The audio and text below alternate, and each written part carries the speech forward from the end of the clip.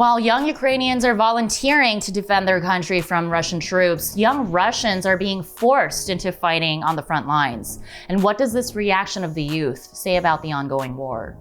I'm Yoonj Kim, and this is MTV News Need to Know. In February, after months of building up thousands of troops around the Ukrainian border, Russian President Vladimir Putin waged a full-on war to take over the country.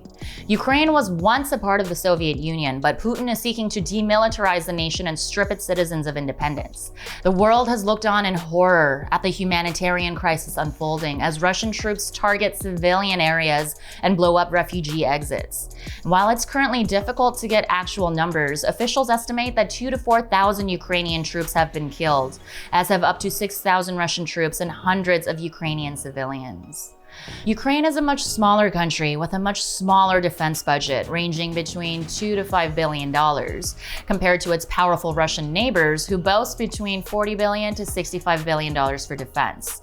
But Ukrainians, led by President Volodymyr Zelensky, are surprising the world with their scrappy military resistance. And many of the thousands of Ukrainians enlisting to join the fight are young people.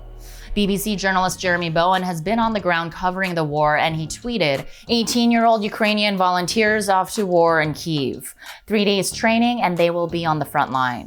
Back in 2019, when I began covering the Russia-Ukraine conflict, I sat down with young Ukrainians in the States. And even then, they were saying that the country and its people were misrepresented and neglected. Russia is making gains in Ukraine, and I'm sure getting closer and closer to the front and making gains there, and no one really is thinking about that. And now, 3 years later, their worst fears have been realized.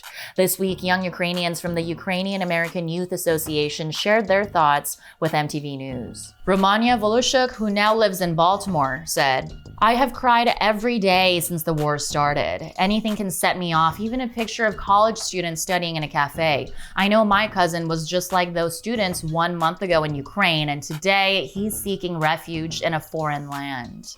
23-year-old Ukrainian American Yuri Yosepiv told us how he feels about being an expat.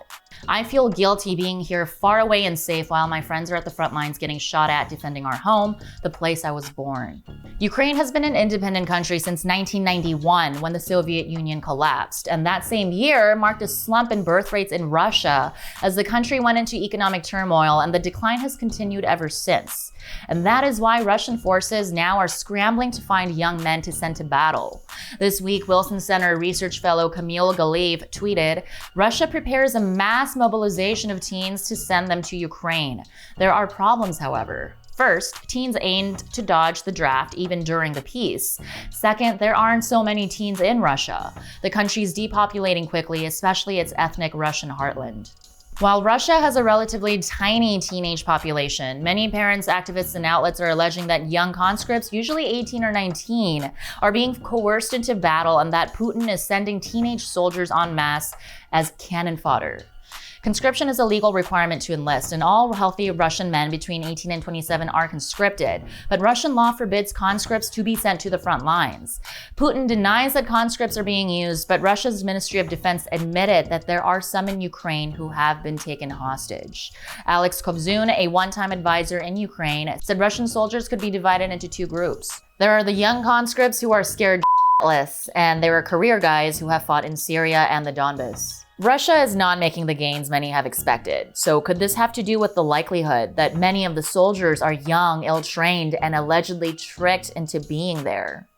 A Washington Post study said that 29% of 18 to 24-year-old Russians support the war, but we have to remember that Putin's reign is a propaganda machine, and he signed a law this week criminalizing opposition to and independent reporting on the war, which could distort Russians' perceptions. Meanwhile, in Ukraine, a powerful spirit of community seems to be holding strong even in the face of war, according to Alexandra Gorodisky, based in Chicago. The Ukrainian national identity has only gotten stronger after Russia invaded Ukraine because Ukrainians will always choose to fight for freedom. We are constantly praying for the safety of our heroes and are asking that the international community stand with us through these devastating times. I'm Yoonj Kim, and that's what you need to know.